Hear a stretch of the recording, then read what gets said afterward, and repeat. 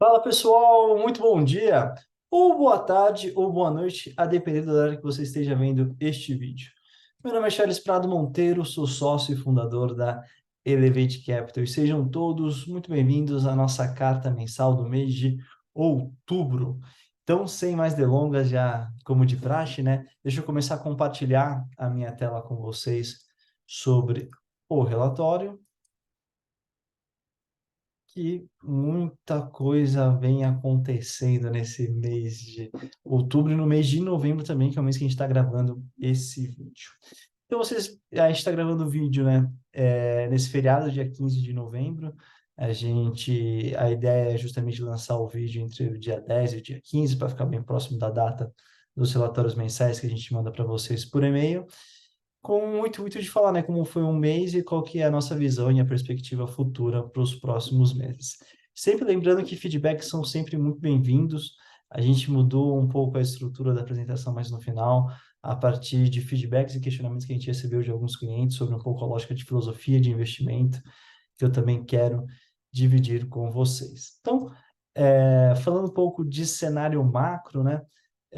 A gente elencou aqui os principais pontos, né? Então, se a gente começa no ambiente mundo, quando a gente olha a taxa de juros americanas, então, uma coisa que é importante, assim, né? Dentro de uma estratégia de investimento, quando a gente olha a lógica do economics, né? A parte econômica, imagina que todo investimento que você faz, ele tem que, a princípio, gerar um retorno, um valor para você. E esse valor ele tem que ser acima de taxas referenciais. A principal taxa referencial hoje no mercado de investimentos, no mercado financeiro, são as taxas de juros americanas e, num segundo momento, as taxas de juros brasileiras. Então, o patamar que elas estão hoje, o comportamento que a gente espera que elas tenham no futuro, influenciam diretamente quais a seleção de ativos que a gente tem para compor carteira. Quando a gente olha para os Estados Unidos está numa fase na verdade, de manutenção da taxa de juros, né? Então, o Brasil começou antes, lá atrás, né? Ensinou um pouco o mundo como combater a inflação. Acho que isso foi um ponto super positivo para o Banco Central brasileiro. Então, enquanto todas as outras economias, né, europeia, americana, por exemplo, que ainda estão num processo de alta e estabilização da taxa de juros, o Brasil já iniciou o corte da sua taxa básica de juros, o que é muito bom para ativos com perspectivas de rentabilidade de médio e longo prazo, né? Títulos atrelados à inflação de longo, a juros de longo que a gente fala, como também os ativos em bolsa, né? Então, a taxa do Brasil que chegou esse ano, né, ela estava em 13,75. O Banco Central, nesse mês de outubro, fez um novo encontro e reduziu, né, para 12,25%. Se a gente lê, né, todo o conteúdo da ata e participa de eventos com os diretores do Banco Central, a gente percebe que tem, de uma certa forma, já garantido mais dois cortes sequenciais de 0,5%. Depois disso, o banco ele vai parar para reavaliar os dados e analisar o mercado. Então, a taxa de juros americana ela é importante porque se ela continuar por exemplo, no eventual alta de juros americanos, isso pode, de uma certa forma, prejudicar um pouco o ciclo de queda aqui no Brasil. Por isso que é importante a gente estar acompanhando e olhando isso também de perto. Quando a gente olha dados macro, né, a gente teve três notícias muito boas para o Brasil no mês de outubro, né? Então, o governo registrou superávit, né, no mês de setembro. Então, acho que todos já acompanham em jornais toda essa discussão de saúde fiscal, meta fiscal, um governo que mais gasta do que arrecada, sendo que o ideal sempre é o inverso, né? Um governo que arrecada mais do que gasta.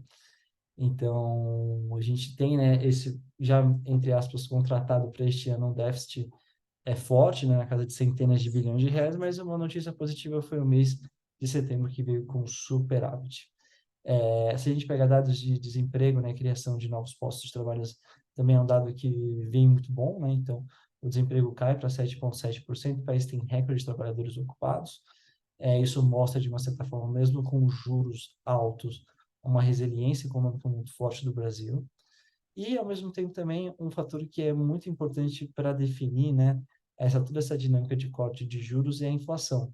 E a inflação acelera para 0,26% em setembro, com o aumento da gasolina abaixo do esperado.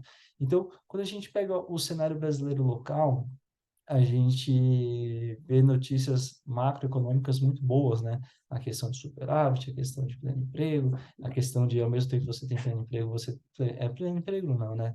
Mas, assim, você tem uma taxa de desemprego muito baixa, inflação baixa e corte de juros, isso, teoricamente, são sinais de uma economia muito saudável, tá? O que, de novo, favorece todas as nossas posições em bolsa, como também as nossas posições de juros de longo na carteira de renda fixa. Não à toa, a carteira ela tem tido uma performance muito forte neste ano de 2023.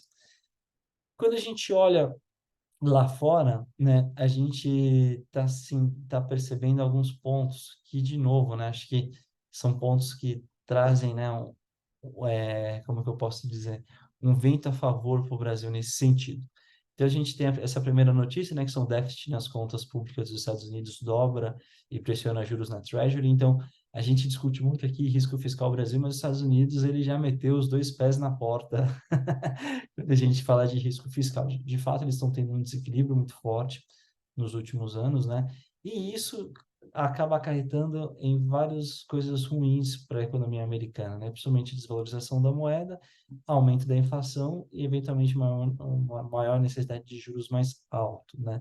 E aí você percebe que isso vai tendo um efeito cadeia que vai trazendo, né, uma série de consequências que para os Estados Unidos, óbvio que ela não é boa, mas que de uma certa forma pode beneficiar o Brasil, né?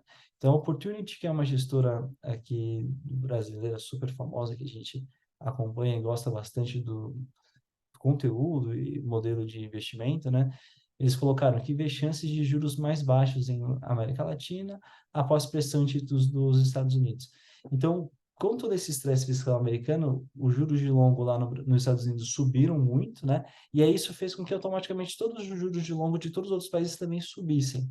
Só que a gente sabe que uma taxa de 5%, né, de rentabilidade para os próximos 10 anos, pegando a economia americana, isso é muito improvável, né? Então, esse valor já começou a cair já nos últimos dias, nas últimas semanas, e aí acaba tendo um efeito positivo também em outros ativos no mundo, tá? Então, a gente percebe, por exemplo, que quando teve esse estresse da curva de juros, a gente comprou mais Tesouro IPCA, por exemplo, que são ativos que num cenário de juros longo mais alto, eles prejudicam performance, a gente entendeu isso como uma oportunidade de compra, e agora com o alívio da curva, isso acaba tendo um resultado melhor para a nossa carteira de renda fixa, né? Então, além da influência de juros Brasil, isso também tem uma influência em moeda, tá? Que eles colocam, né? Força do dólar perde impulso no mundo e em Wall Street prevê queda. Como também uma outra notícia, né? Real resiliente deve ajudar o Banco Central a cortar juros, diz o estrategista do BTG. Então, isso reforça um pouco o cenário que a gente tem na Elevate, sim, de uma maior valorização da moeda brasileira perante ao dólar por conta de todos esses aspectos que a gente já comentou, né? E nessa linha, o UBS também ele traz, né, que o Banco Central ganhará espaço para acelerar o ritmo de corte de juros da Selic no ano que vem. Então, eles veem uma taxa terminal de 8% após o encerramento do ciclo. Eu confesso que eles estão um pouco mais otimistas do que nós, mas o mercado está precificando, por exemplo, um encerramento de corte desse ciclo de juros na casa de 11, 10,75, que eu também acho que não é 8, mas também não é 10 e 11, né? Acho que vai ficar algo em torno no meio termo disso. E se isso de fato se concretizar, novamente vai ser muito bom para as nossas posições. Perfeito? E para fechar o mês de outubro, a gente vai falar um pouco de performance, né? A carteira de renda fixa teve uma performance aí muito parelha à taxa Selic. A nossa carteira de bolsa, ela teve no mês uma queda maior do que o próprio índice, né?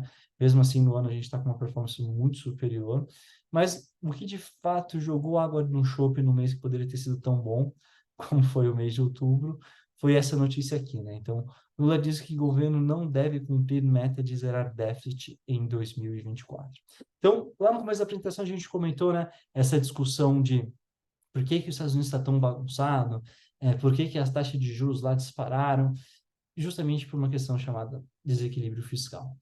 E no Brasil, com a aprovação, né, do novo arcabouço fiscal, a gente sabia que este ano, de fato, o governo ia gastar muito mais do que iria arrecadar, mas que no ano que vem ele ia buscar zerar esse déficit, né? Então, o governo ele iria gastar exatamente aquilo que ele iria arrecadar. Óbvio que, do ponto de vista econômico, é muito melhor um governo que, ao invés de buscar formas de aumentar receita, ele buscasse formas de diminuir receita, né, como o custo da máquina, por exemplo. É, essa notícia, de uma certa forma, joga, né, deixa o mercado um pouco mais receoso, porque a gente sabe, né, se o governo não cumpre a meta de déficit em 2024 e o Brasil começa a passar por um cenário de desequilíbrio fiscal, a gente vai ter consequências, né? As principais consequências vão ser a volta da inflação, desvalorização da moeda brasileira e aumento de juros. Essa tríade, ela é super danosa para uma dinâmica de economia, né? De o quão saudável não era uma economia de um país. Então, isso fez com que os ativos tivessem essa correção.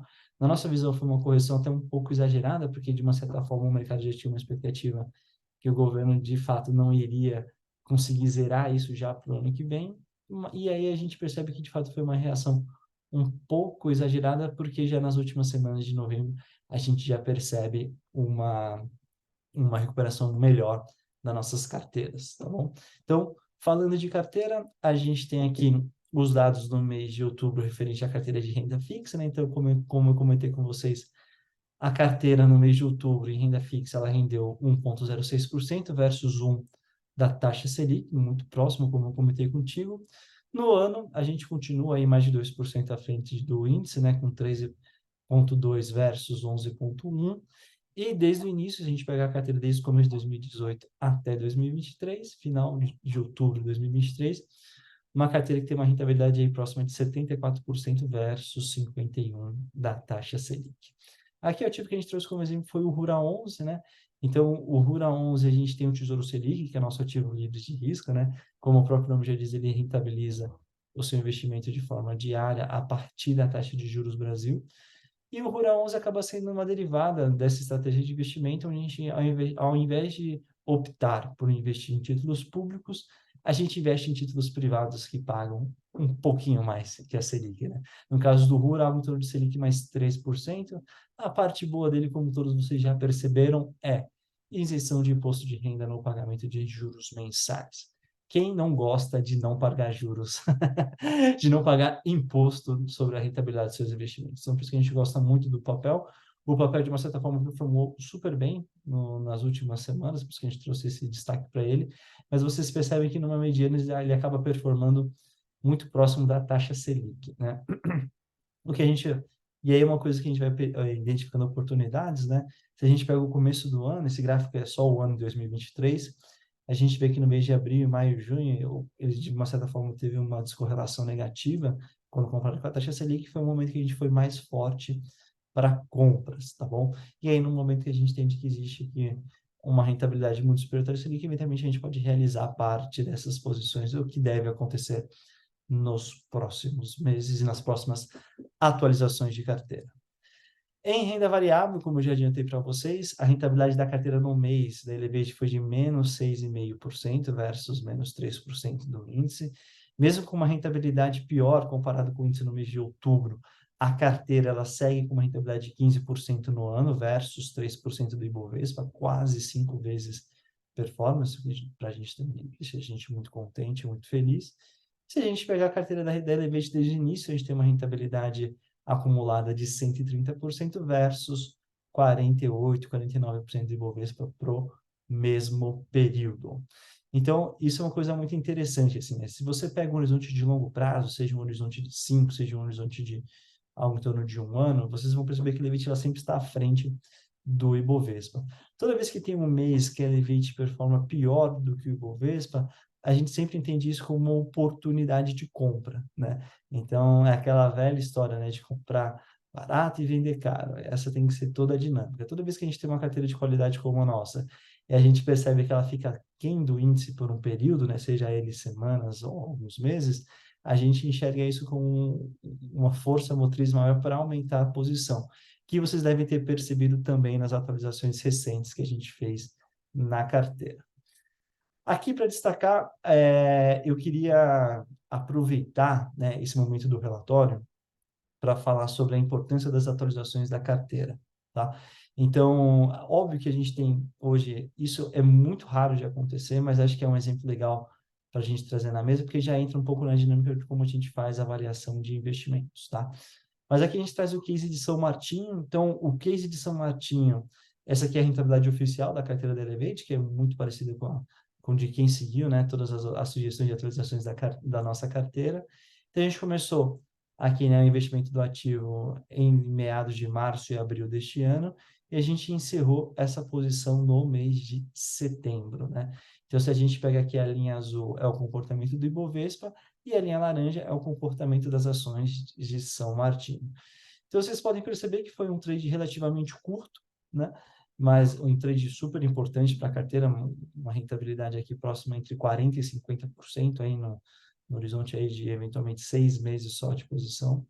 E aí isso mostra muito a disciplina de investimento da Elevate, né? Então, a gente tem muito claro qual que é o valor que a gente acha, qual que é o preço de uma ação que a gente acha que entende que gera valor por acionista, e se a ação ela chega nesse preço, não tem mais o porquê da gente continuar carregando esse papel na nossa carteira, por isso que a gente faz a venda, né?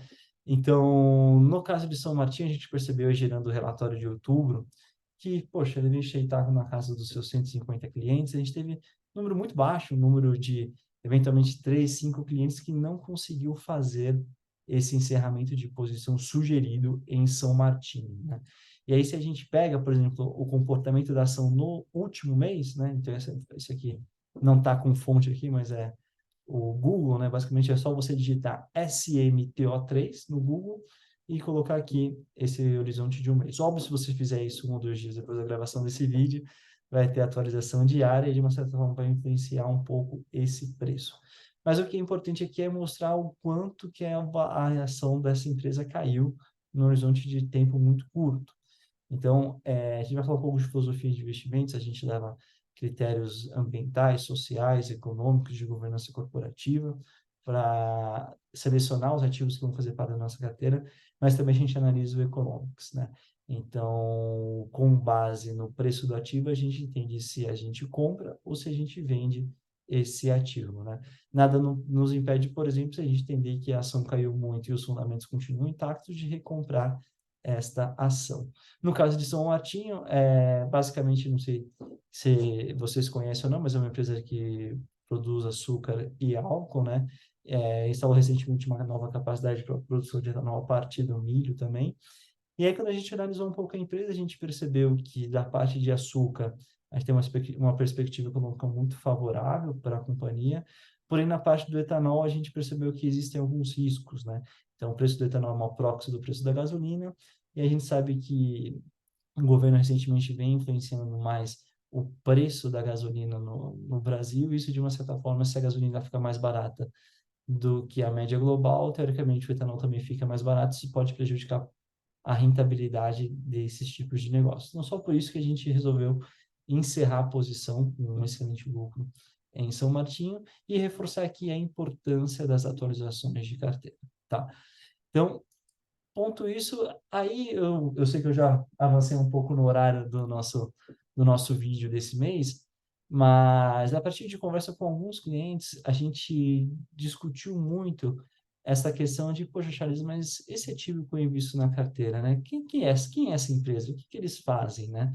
E aí a gente começou muito cada cliente que trazia esse questionamento explicar um pouco essas teses.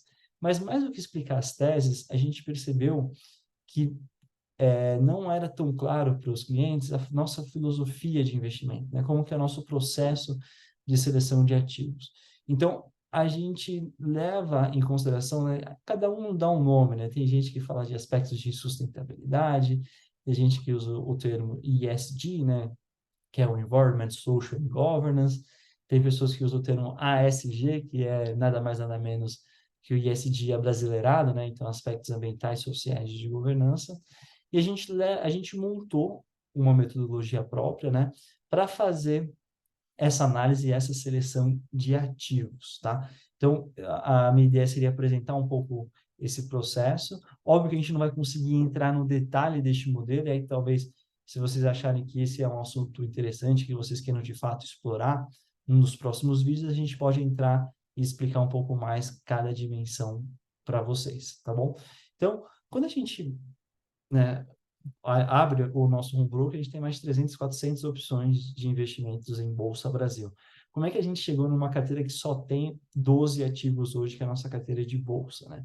Então, a gente tem um processo de análise onde a gente leva aspectos em consideração nesse processo.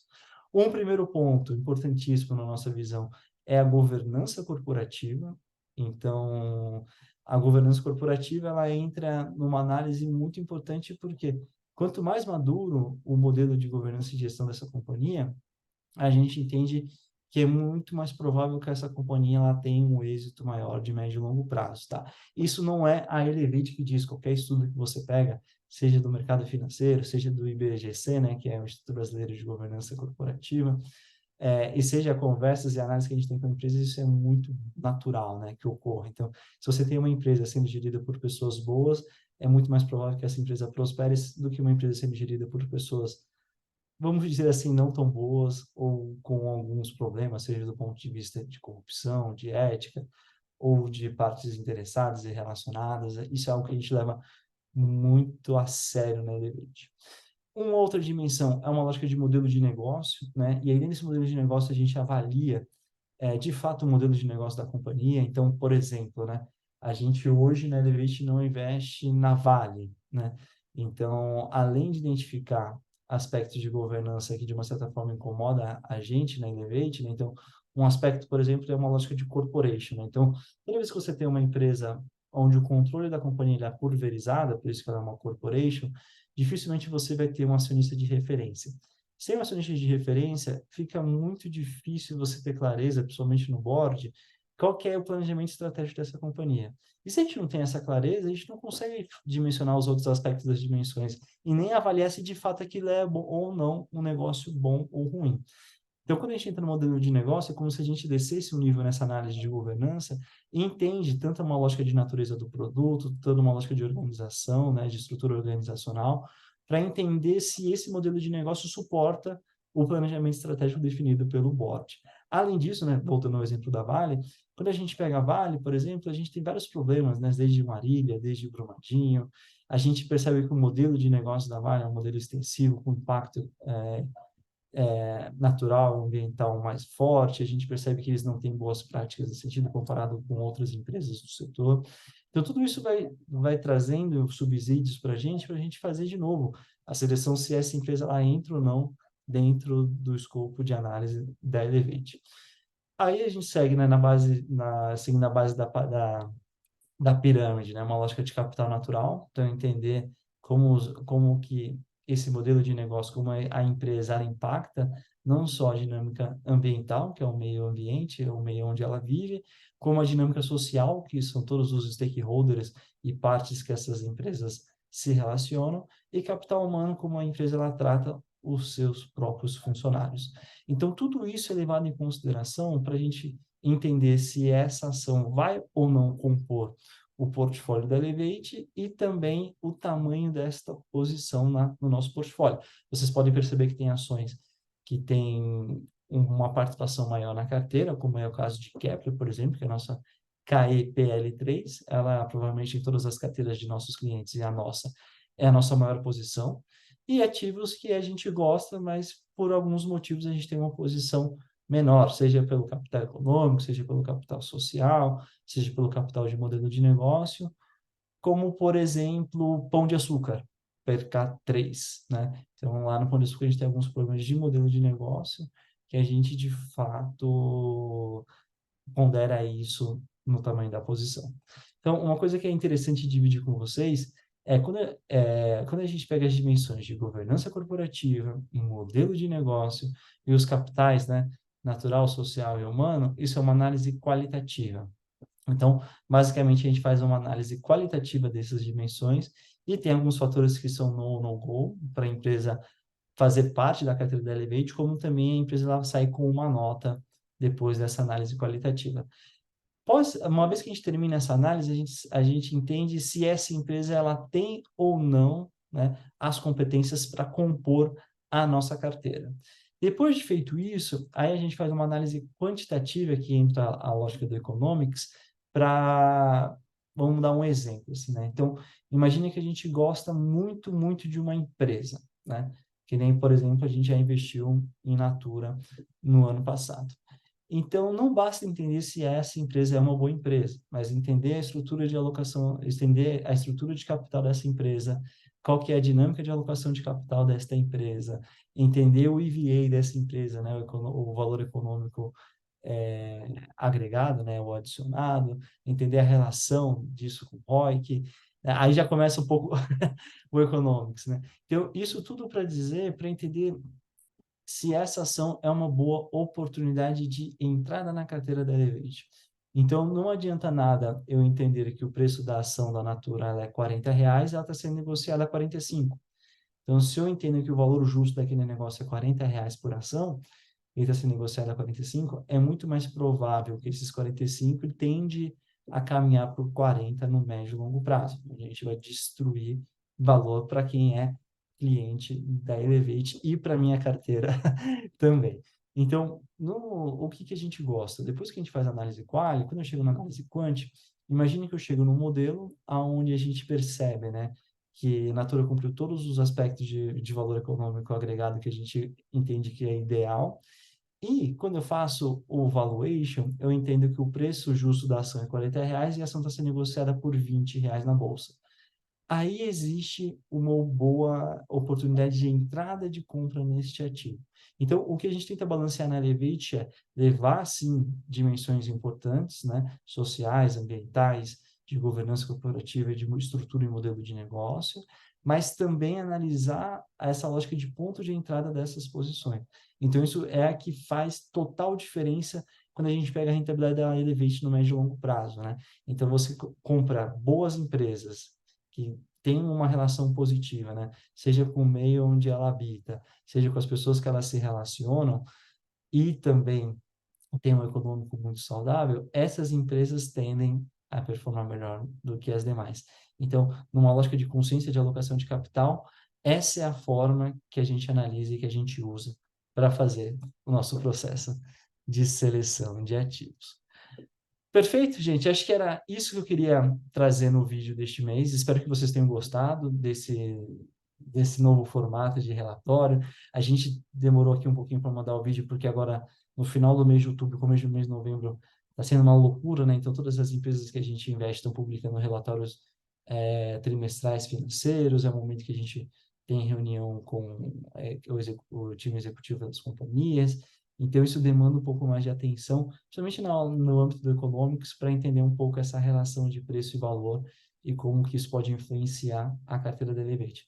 Como vocês já sabem, toda vez que tem um mês como esse, a expectativa é que a rentabilidade se descolhe do índice, se a gente, de fato, fez a nossa lição de casa nesse sentido, e, eventualmente, qualquer surpresas que possam surgir deste processo podem ter atualizações mais fortes da carteira. Então, fiquem atentos, porque a gente pode ter novidades nas próximas semanas. Perfeito? É isso. Gostaria de agradecer aí mais uma vez o tempo e a atenção de vocês e desejar um ótimo mês de novembro. Um grande abraço. Até mais.